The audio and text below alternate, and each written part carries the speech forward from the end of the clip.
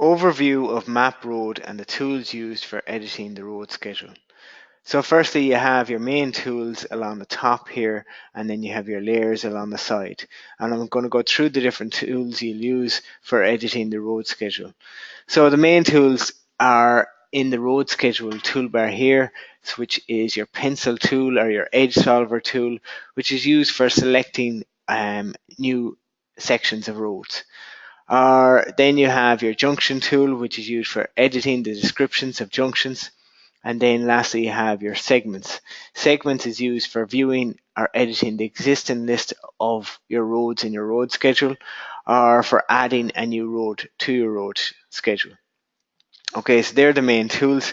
Other useful tools that can be used is your information tool, which can be used to select any road, and then you'll find out all the details associated with the road, like the road number, the length, etc., by using that information tool. And then on the left hand side we have our different layers. So firstly, in base layers you have your premium, which we're looking at the moment, but you can also use the aerial view, and which will give you aerial view footage of the area. In other layers then you have layers that you will be using. It'll be your road schedule. So if I turn this on, you'll see on the legend here on the left hand side, your black roads are your main roads that are your registered roads that have been taken in charge, and these all have road numbers. But then also you'll have, you may find a few brown coloured roads. This would be legacy roads. These are the ones that need to be fixed, where corrections are needed. Other layers then would be contained in network editing. So if I just turn off the road schedule here and turn on network edges, this will turn on all my registered roads, which would be your basically your black lines are your registered roads, but then also you have your unregistered roads, which will appear in pink color, and this unregistered roads would be like anything from your unregistered housing estate, unregistered farmyard lanes, forestry lanes, etc. They'll all appear here. And then lastly, you have your map road legacy layer, and that is basically your old road schedule before Prime 2 came into existence.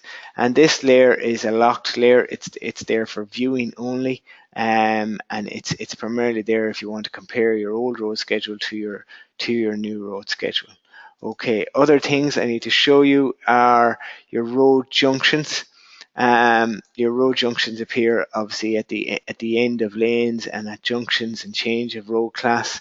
And if I just zoom in here and we right click on junctions here and turn on the labels, you'll see labels will appear. Labels will appear for each of these junctions, so you can see there's a label, there's text appearing for all the junctions on your road schedule. Okay, other things then we need to look at is if you right click on your road schedule and you turn on labels, again text will appear for your road, so it'll give you the road number for your road. Okay, and then lastly you have your map road legacy. Again, if you turn that on, you can right click and turn on your labels, which will also appear the road numbers. Okay, so they're the main tools and the different layers that you're going to be using for editing the road schedule.